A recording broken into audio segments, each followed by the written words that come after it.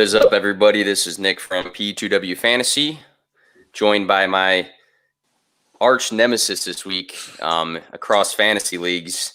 He's the Joker to my Batman, whatever you want to call it. But yeah, we're here talking Week 9 starts and sits. Anthony, we got to talk about it right away. How many leagues are we in together this year? More than a couple. What is it, 3 total this year, or is it 4? I can't even. I think it's 3. And how many of those leagues do we face each other in this week? We are playing each other in all 3 leagues this week. Yeah, so I literally have no idea how that worked itself out.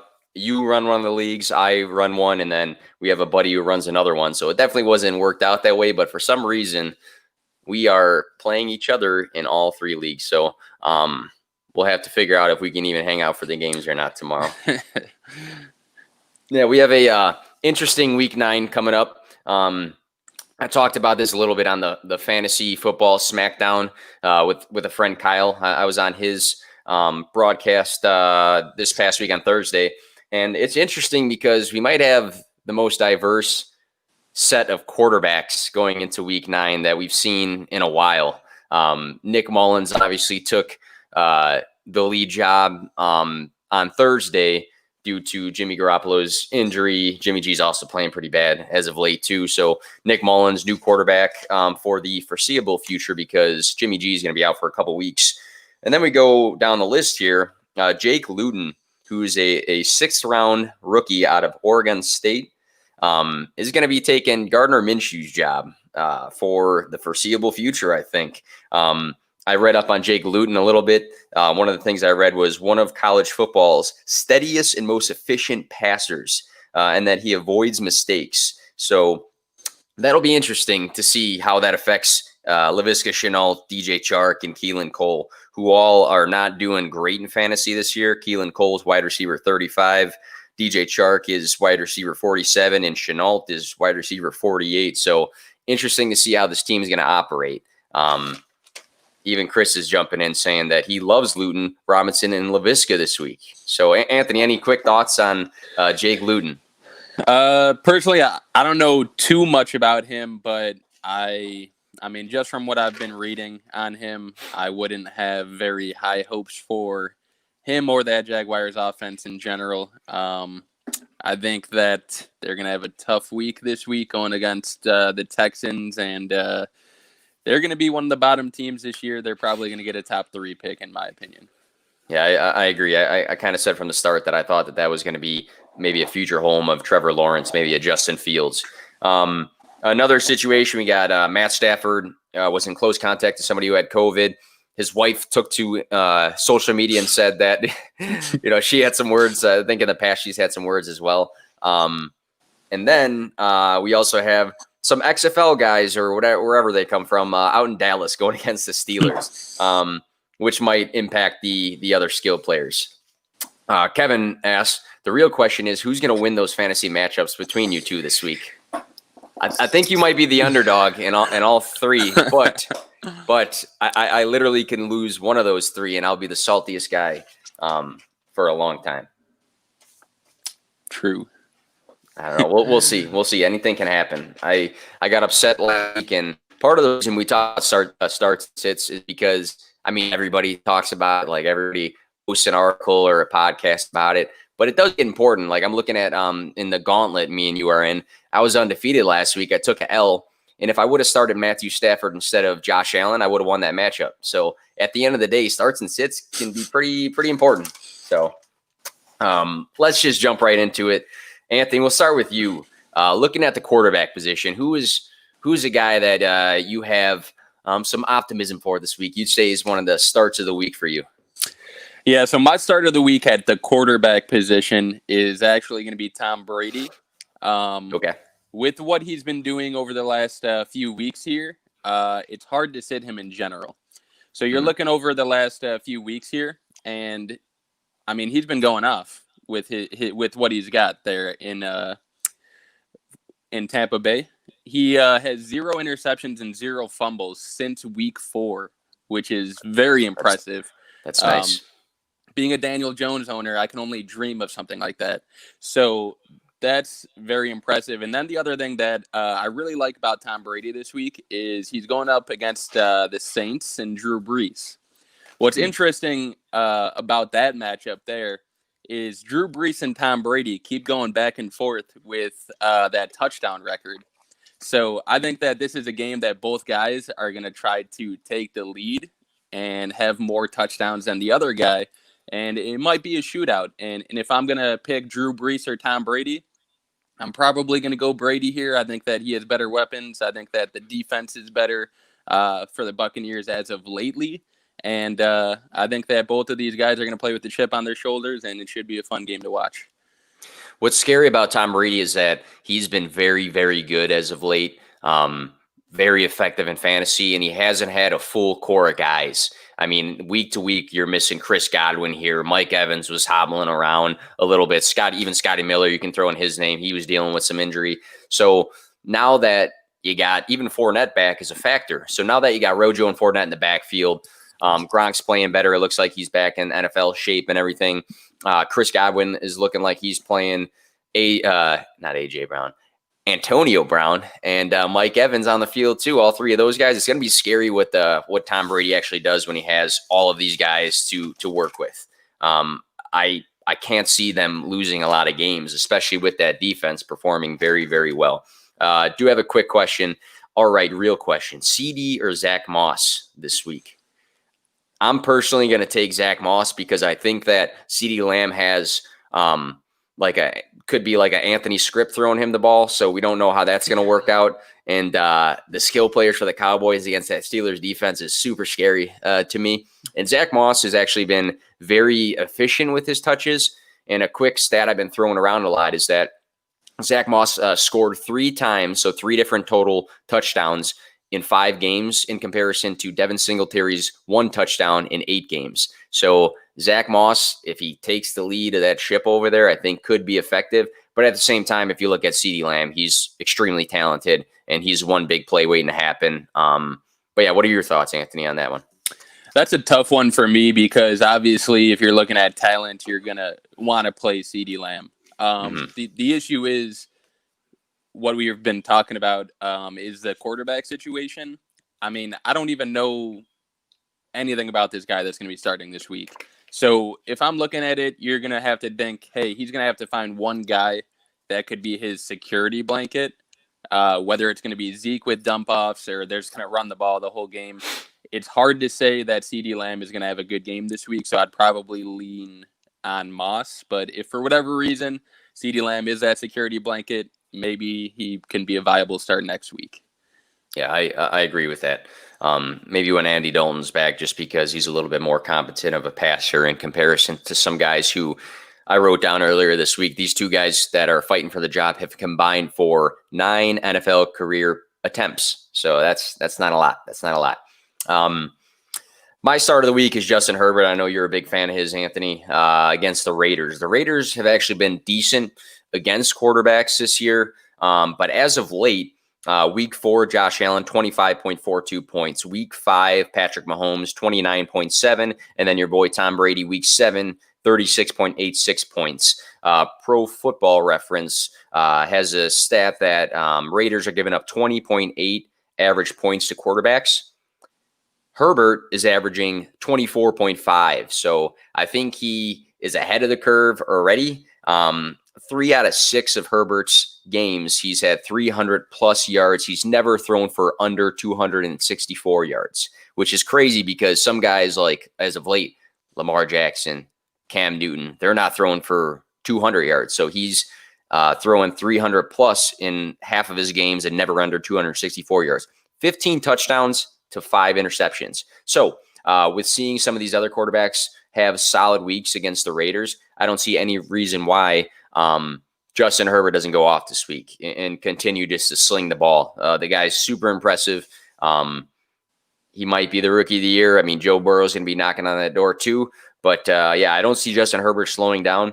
He has no reason to. And Keenan Allen looks like a top 3 wide receiver with him. So any thoughts on Herbert? I mean, I've got Herbert in that super flex we've got, Mhm. and he has not disappointed ever. So I'm looking at him, and he slings the ball. Like you said, Keenan Allen is a huge benefactor of Herbert right now, but I'm going to ride the Herbert wave until he gives me a reason not to, and so far he has not given me a reason to not start him. So I'm with you on that. Yep. And I'll jump into my sit of the week, and it's going to be uh, Ryan Tannehill against the Bears. So a lot of people know that I'm a Bears fan. We are Bears fans. So it's not just because he's playing the Chicago Bears, but it's due to the Bears, according to Pro Football Reference, give up 14.9 average fantasy points to quarterbacks. So 14.9, if your quarterback scores that on a week, you're not happy about it. You want your quarterback somewhere between 18 and up, I would say.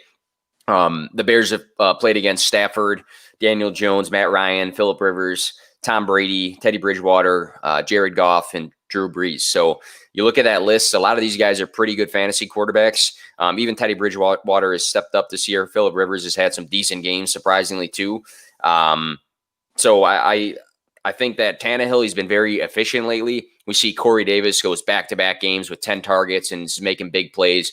A.J. Brown is just as good of a playmaker as Calvin Ridley and DK Metcalf. I think he is not talked about enough just because he missed a lot of weeks. Ryan Tannehill averaging 21.7 points. He's QB8, so he's very good this year. He had 17.3 points, though, in his last two games. I think Chicago brings a tough challenge to quarterbacks. I think that with him being efficient, he still can have a good week, but if he doesn't score 18 plus, I'd be nervous about plugging him in this week against that Bears defense that just really don't let quarterbacks come in and have nice weeks. What about you? Who do you have as a player you would be nervous about plugging in and might be a sit for you this week? Yeah, I'm with you on the Tannehill aspect. Definitely, Bears defense is a great defense. Their offense is not so good, but in terms of what you were saying, I'm in complete agreement. My sit of the week is a guy that I briefly mentioned earlier, Daniel Jones. Mm-hmm. The reason he is my sit of the week is not only is he playing Washington, and Washington's defense, I think, is a pretty strong defense. Throughout the season, they have forced 9 turnovers, which is pretty impressive. And the statistic that really stands out to me about that Washington defense is pretty much their pass rush. They average a little over 3 sacks per game. And being a guy that turns over the ball a lot in Daniel Jones, that's concerning to me as an owner. Ball security is a big issue for Daniel Jones when he's getting hit. You could see how much he fumbles. So with that pass rush coming at you, I'm expecting turnovers for him. I was watching the game last week, obviously hoping he'd put out pretty good numbers because I started him. And he was just missing so many wide open passes, making bad decisions on the ball. And his main issue is he can't just take a sack. He always tries to make a play happen. So if he's unable to take a sack and he's throwing the ball up, like wishing somebody catches the ball, Darius Slayton, Sterling Shepard aren't going to always make the play. He's going to have some turnovers this game. I'm expecting, if I'm going to guess, over two or over turnovers. So I'm avoiding Daniel Jones this week. Bad matchup, and I haven't been liking what I've been seeing from him in terms of his decision making and ball security in general. So I'm passing on him this week. Yeah, I agree with that.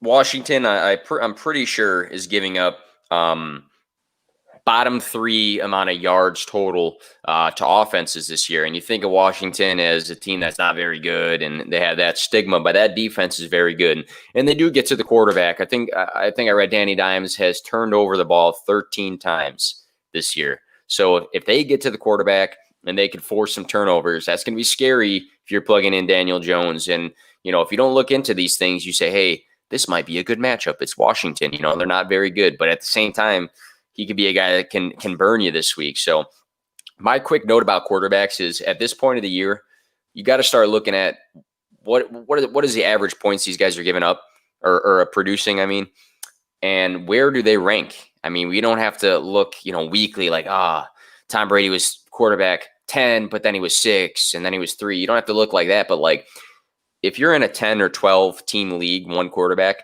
and you're plugging in a guy who's quarterback like 20, like a Baker Mayfield, who's like quarterback 20 or whatever he is, you got to start thinking, hey, there's 10 or 12 teams in this league. I should be starting at 10 to maybe 12, 13, 14 tops quarterback. So a guy like Daniel Jones, unless it's a super flex, I think you're just fading, when it comes to things like that. So we're a lot of weeks into football, and you got to start kind of paying attention to what are these guys doing productively, not just, hey, it looks like a good matchup, because sometimes it's not. All right, running backs here. I'll start with my start of the week.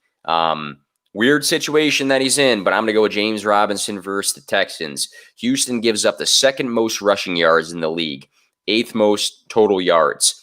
What I love about James Robinson, and I don't think it's going to change just because you have a new uncomfortable rookie quarterback in, is the amount of touches this guy gets.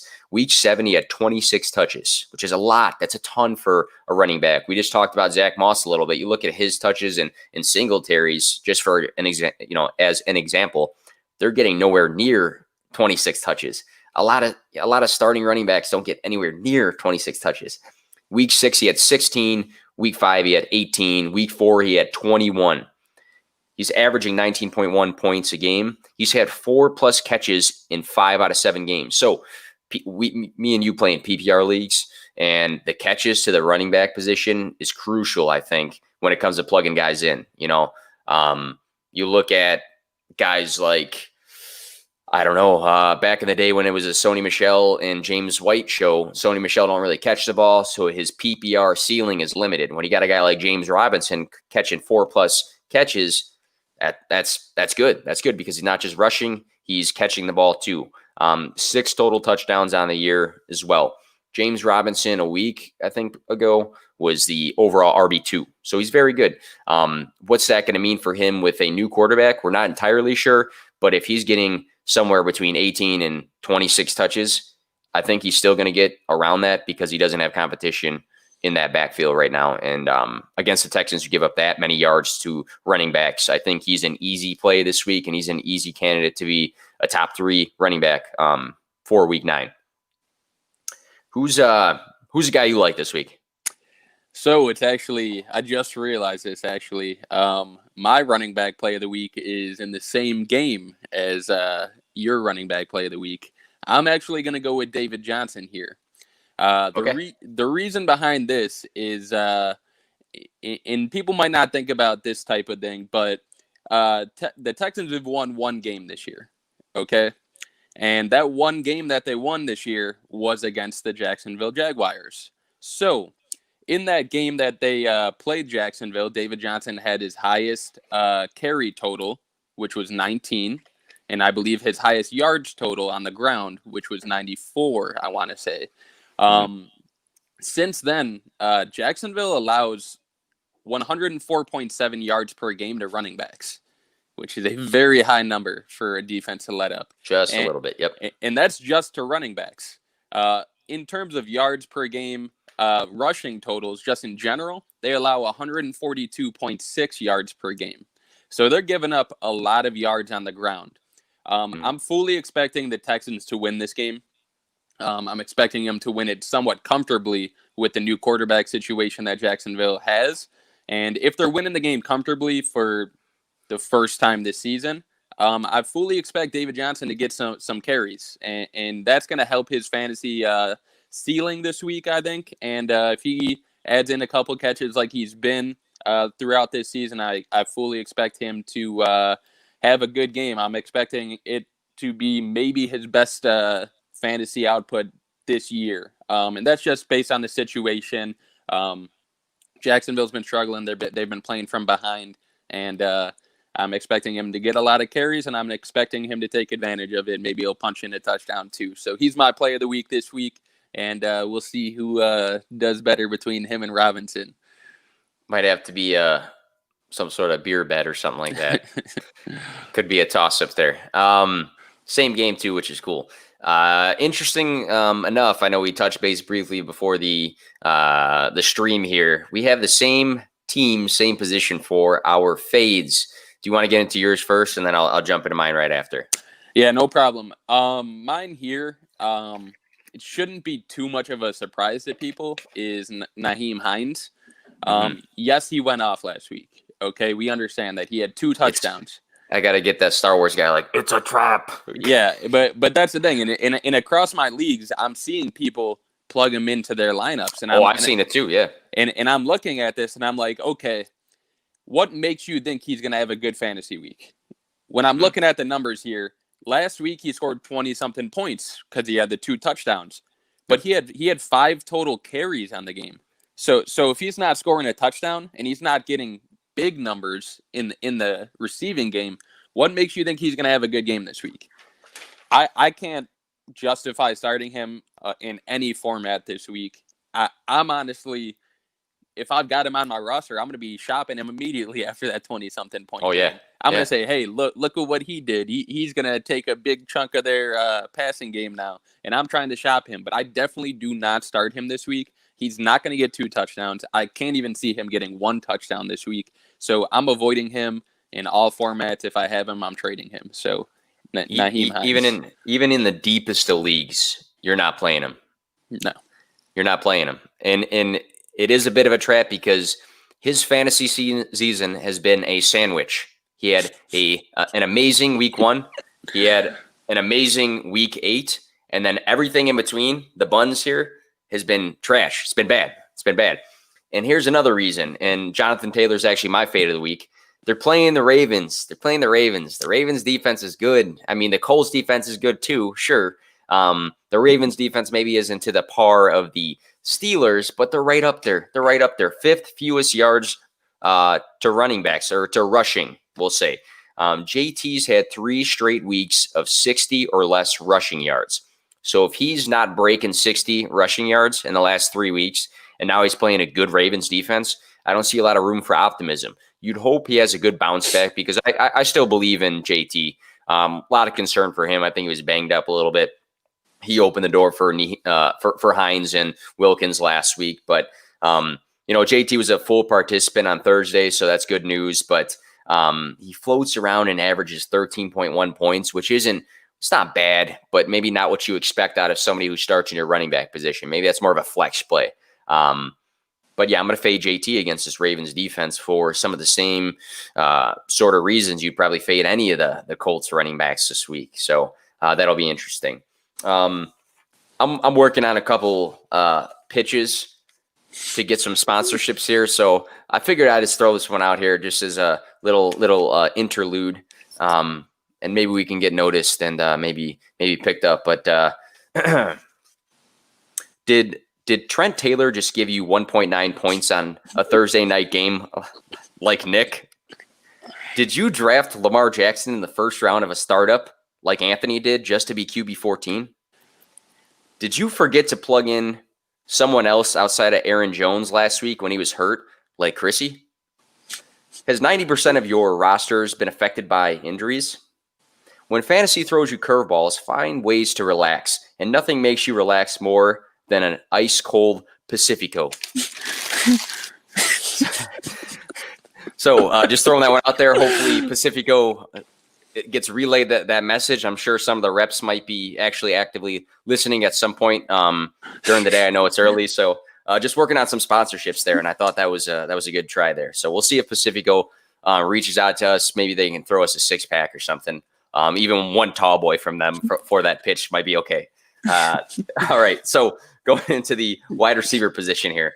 My start, he's a guy we both like. Been kind of in fantasy this year so far, but I like Jerry Jeudy against Atlanta. Atlanta gives up the second most yards in the air to offenses. Jerry Jeudy, he's had a fluctuation of involvement this year. The first 3 weeks, he had 8, 7, and 9 targets. And then the next 3 after that, he had 4, 5, and 4 targets. So we've seen him be heavily involved before, and then we've seen him get like 4 or 5 targets in a game. his average points is not very good. He floats around like, I don't know, 10 to like 12 points a game, which isn't phenomenal. Not something you want out of a stud rookie. But I think now with Drew Lock back, Drew Lock missed some time. The fact that we see him grab 10 targets last week against the Chargers for 11.3 points, I think he was a touchdown away from having a big game. So against Atlanta, not a good defense, obviously, against the pass. But on the flip side, Matt Ryan is going to be slinging the ball, and that offense is good. So you can say, oh, it's going to be a shootout. It just might be. And the fact that Jerry Jeudy is starting to step up and get that target share back to what it used to be, I like him against Atlanta. And I think moving forward, now that Drew Lock is healthy and is playing good, it looks like his confidence is there. He's dancing around the field, doing things like that. I think Jerry Jeudy's a great play this week. What about you? Who's a good start? I do like Jeudy this week. He was actually up on the top of my list for start to the week. That Falcons defense is not pretty, and I think this is hopefully his breakout game. My start of the week here is actually going to be Marvin Jones Jr. It's easy to say, yeah, he had 2 touchdowns last week. He's going to continue to produce like that, but that's not realistic. I mean, last week I believe he only had 3 catches, which isn't great. It's not what you'd want out of a receiver that you're starting. But I'm just looking at the team here, the game here. You're missing Galladay again. Marvin Jones Jr. has got to be their red zone threat with Galladay out of the game. And being that they're playing Minnesota looked pretty good last week, especially with the run game. So I'm kind of leaning towards Minnesota winning this game and maybe leading most of the game. And if they are winning this game, if they're leading most of the game, then the Detroit Lions are going to have to throw the ball. And Stafford's going to have to go to work to keep them in this game. Or Chase Daniel. Oh, yeah. We'll see. I think it's going to be Stafford, but we'll see. Stafford, I mean, what's crazy to me, just really quick off topic, is Stafford hasn't practiced once this week. And if he's ready to, cleared, they're still going to throw him in there without any practice this week. And if they don't let him, his wife's going to go to Instagram and post a picture of him throwing the ball and be like, guess you guys just didn't want him to play this week. No, so, I mean, I expect Stafford to be playing. If for whatever reason he doesn't, I don't know what to expect out of Chase Daniel. But Marvin Jones Jr., I'm expecting more than 3 catches this week. I'm expecting the Detroit Lions to be throwing the ball a lot this week. And it does help that Minnesota, their pass defense is kind of towards the bottom half of the league. So I think there's some good things that we can see in this matchup and good things that can benefit Marvin Jones Jr. And if he does get 1 touchdown this week, I think that you'll be happy with that. Yeah, it's interesting to see with Marvin Jones. When I say his name, I always try to throw an S in Marvin. Marvin's Jones. No, but it's interesting to see his production because he was without Galladay in a couple of those games early on, and or maybe at least a game, and couldn't really step up. But then, when he does step up, he has a massive week. So he's one of those guys that I'm not going to say he's boom or bust because he still could be a viable wide receiver every single week, but when he does have a big game, it's a big game. Last year he had, I think, more than 1 2-touchdown game. So he could be a good play this week for sure, especially if he does have his quarterback. I'm fading 3 guys, and they're all on the same team. Amari Cooper, CeeDee Lamb, and Michael Gallup. Steelers are a top 3 defense against the pass. Now you have I was trying to make a funny reference. Maybe like 2 guys. One's from The Longest Yard and one's from Friday Night Lights. It's 2 guys we don't know too much about. I think one of them was an XFL guy. We don't know anything about these guys. They threw, again, like I said earlier, 9 combined NFL pass attempts. So that's what they got going for them. Amari Cooper last week, he caught 1 pass for 5 yards. He had 1.5 points, so he burned you last week. CeeDee Lamb, he caught 4 passes on 5 attempts, or 5 targets, for 27 yards. and he had 1 carry for 19. So that carry for 19 kind of saved him a little bit in fantasy, but he had 8.6. So you probably got burned on that too. Michael Gallup had a nice week, but his nice week was 13.1 points. So it's a sketchy situation with Dallas. You're playing the Steelers. I think the Steelers are going to go in there and just like, it's going to be like, I don't know, they're going to jump the Cowboys. Like, it's just going to be a scary sight. They're talking about Zeke might not even play. And if I'm Zeke and they're saying, how you feeling, going into this game? If he's good, I might be like, I don't know, man. he'll grab his knee and they'll say, Zeke, you're grabbing your right knee. We evaluated your left knee as the injury. And it's like, oh yeah. My bad. No, but it's going to be a scary sight, I think, with the Steelers. And you can't trust any of these wide receivers. I think you get burned this week. If Andy Dalton comes back, he's not Dak Prescott. We saw he's not Dak Prescott, but he's a guy that you can count on to actually throw the ball to wide receivers. So when he's back, you can plug these guys back in. But until he is back, at least, you can't play them. That's my opinion on that. What about you? Is there somebody stands out as a good sit this week for wide receiver? Yeah, just really quick, going off of what you were saying with the Steelers game. We're not going to talk about defense starts and sit this week, but that's going to be a defense that's going to win a lot of people their matchups. Oh, man. Week. And I think that they're going to – I mean, we saw what the Dolphins did last week. They put up a ton of points. I won the matchup because my Dolphins defense went off. Yeah. So that Steelers defense, I'm looking at, and if my wide receiver doesn't hit, that I'm not even worried because I know that Steelers defense is going to put up double digits, and that's where I'm at with them as well. My sit of the week here is actually going to be Antonio Brown. Oh. And that is, I mean, a lot of people are plugging him into their lineups this week. If everybody could look and see that he's going to be in a lot of people's lineups this week. I'm not confident right now that he's going to come in his first week and put up a good number.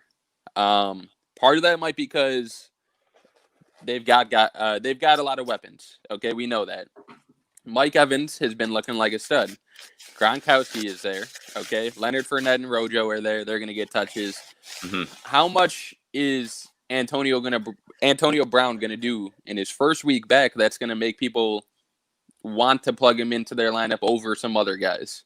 The other question I have is, it is his first game back. Is he going to potentially be on a snap count?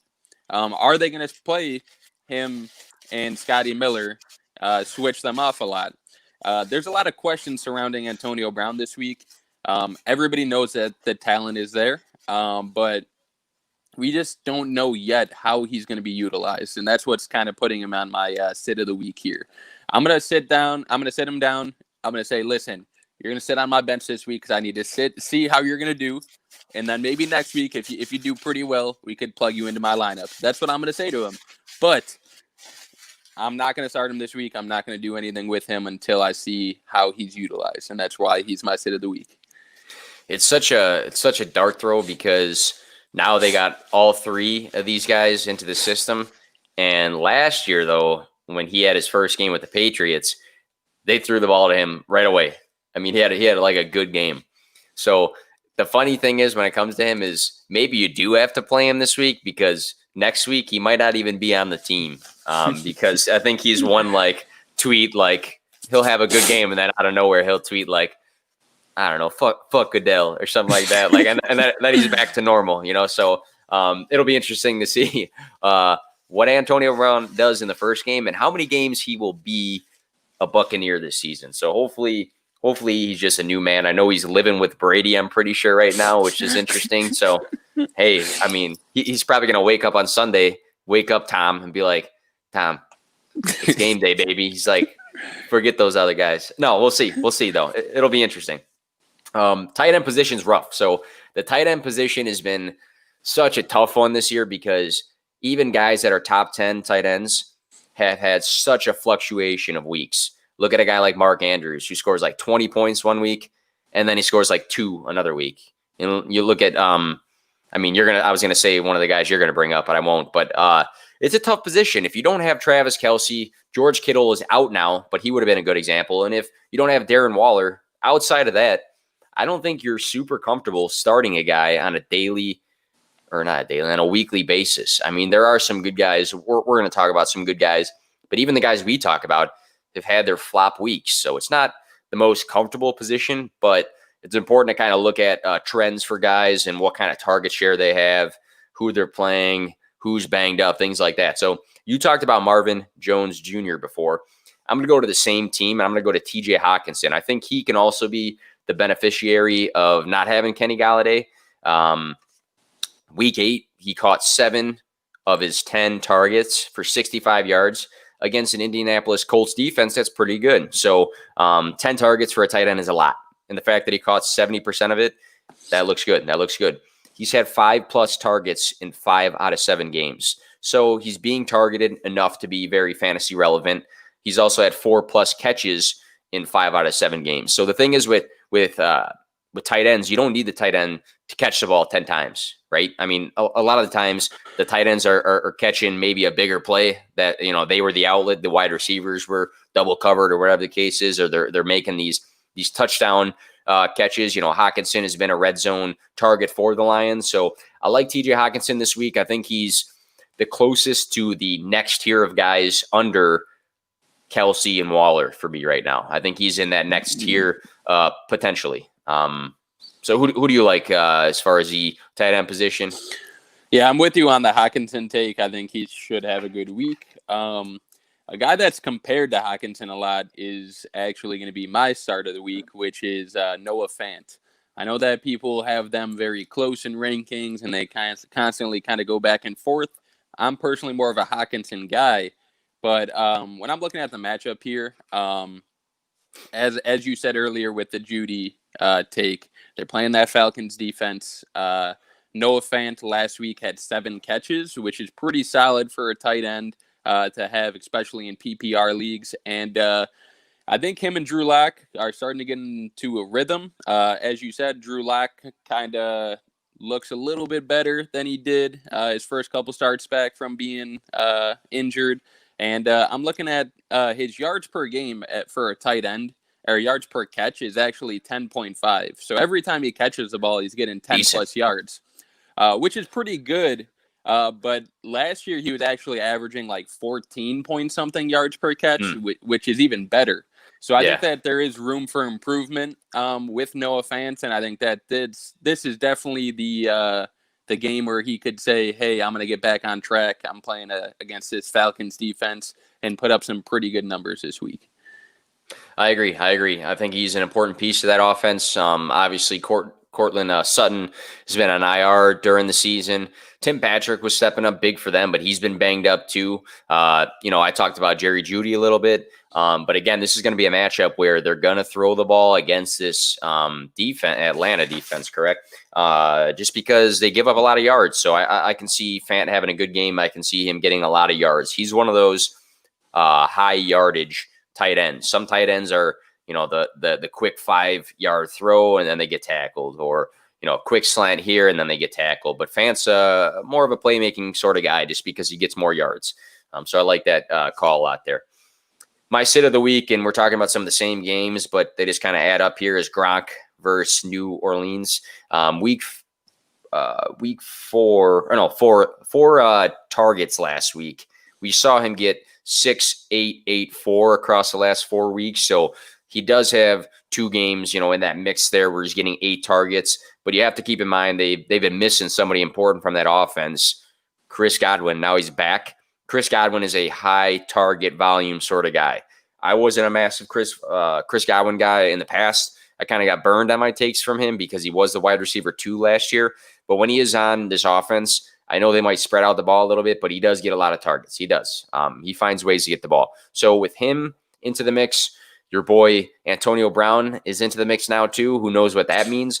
I think having 3 wide receivers that are very good, very talented, doesn't give a lot of leeway for Gronk to get an 8-target game anymore. I think Gronk might start shifting to a guy that might be a little bit more touchdown dependent than he's been, because he's had a lot of good weeks where he's catching the ball a lot, but they're also having, injury issues that allows him to do so. So I could be wrong. It could be the case where everybody's worried about Chris Godwin, Antonio Brown, and Mike Evans, and Gronk's just floating around the field with his hands up and no one's even by him. It could be that sort of thing. But I think just because you have a healthy core of other guys that can get the ball, who knows? They had, I forgot his name, Meeks or something like that was a guy involved in that offense last week. Scotty Miller is going to be on the team still. Tyler Johnson sneaks on the field and catches a pass here and there. So I don't know what that means for Gronk. So what about you? Who's a guy you're not really liking this week?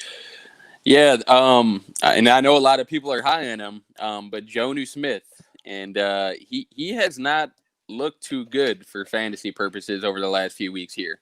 In the last 3 weeks combined, he has 4 catches. And 4 catches for 51 yards, 51 total yards, and 0 touchdowns. So I'm looking at him and I'm like, okay, what's the issue here? Tannehill's slinging the ball. A.J. Brown's looking good. But somebody else is in the mix that's looking really good, especially when he's playing and he's healthy and everything, and that's Corey Davis. Corey Davis is taking up a big target share in that offense, and we know that A.J. Brown's taking up a big target share of that offense. 20 targets in the last 2 games for Corey Davis. Yeah, so that's a huge number for a wide receiver in terms of targets. And when he's getting that many targets, they're getting taken away from other guys, and that guy that's getting targets taken away from him seems to be Jonnu Smith. One other thing, and people could say, oh, well, he's just having a couple rusty weeks and everything, but we're looking at their other tight end, Fersker, I believe his name is. Week 6, he had 8 catches for 113 yards and a touchdown. That week 6 game is more catches than Jonnu's had in the last 3-4 weeks. Which is interesting because he filled in, I'm pretty sure, for Jonnu during that time. I think he might have got banged up. But the fact that they were comfortable giving him targets and now they're still including him in the passing game, that's interesting. Yeah, and I'm looking at his target share over the last few weeks here. Week 7, he had more catches than Jonnu did. Okay, so some could say Jonnu might have still been a little bit banged up. Then week 8, Jonnu plays a full game as well, and they had 2 catches each, I believe.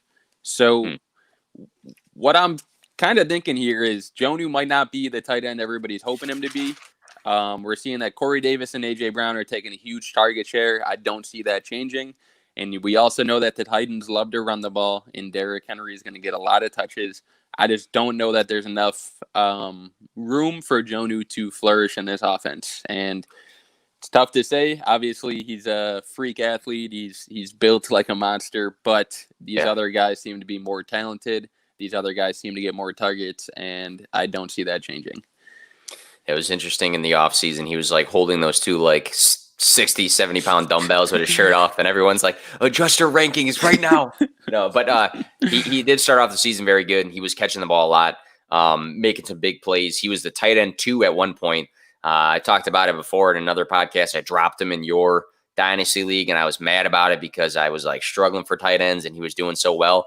And now it's the opposite right now for him. So I think there's room for him to improve over the next few weeks. It's just not going to be this week. And we talked about Ryan Tannehill as a guy that might be a sit for me this week against the Bears. I don't have a ton of optimism for Jonnu Smith going into this week, but he's a guy you got to pay attention to. Look for trends in the tight end position. Look for what kind of target share they're getting. I talked about Tyler Higbee as of recent on another podcast or an article or something like that. And you look at his trend, and Gerald Everett's catching more passes than him and getting more of a target share than him across 2 weeks. So, I mean, you got to pay attention to these things. Not everybody has to be an analyst. Not everybody has to put in the research, but it's easy just to look at their last few games and say, hey, really not involved in the offense, not really scoring well. Or on the flip side, hey, he's increasing his role. He's getting more of a snap percentage, whatever the case is, if you watch the games and stuff. So, yeah, I think that's a good call there in the same sort of Bears game. So, again, week 9, we got this diversity of quarterbacks. We have guys that are going to be potential Hall of Famers coming back from being suspended and things like that. So it'll be an interesting week, and I think it should be a lot of fun. So again, me and you are playing each other in 3 matchups this week, so it'll be it'll be interesting to see how those go. We already had you had Jermichael Hasty against me in a matchup go for 3 points, and I one-upped you, and I said, no, I'm going to do better than that. Trent Taylor, 1.9 points. So we got that going on in a deeper IDP league and then 2 dynasty leagues, so it'll be good matchups. Any other final thoughts here on the podcast? Yeah, I'm definitely the underdog, I want to say, in all 3 of these matchups here, but I'm definitely thinking I'm going to steal at least one, so we'll see. We'll see what happens. If you do, I just probably won't talk to you for a while, but that's just the sort of thing that I'm accustomed to. But yeah, all right. So that was the week 9 starts and sits. The main app P2W Fantasy is under my name there. That's where we push out the podcast, the iTunes, the articles, and things like that. Anthony, just because people will be listening on iTunes and can't see your mustache and your goatee. What's your at? Yeah, it's getting a little crazy. I think I gotta trim it down. But you could find me on Twitter at Anthony P2W, and I contribute to a lot of stuff that Nick does here, and try to hop on as much as I'm able to. But give me a follow if you can. But definitely, if you're following me, if you're watching this from my Twitter account, make sure you're following the main at P2W Fantasy page. All right. Good luck with everybody in their week 9 matchup. Good luck to everybody except Anthony and his 3 matchups, and have a good week.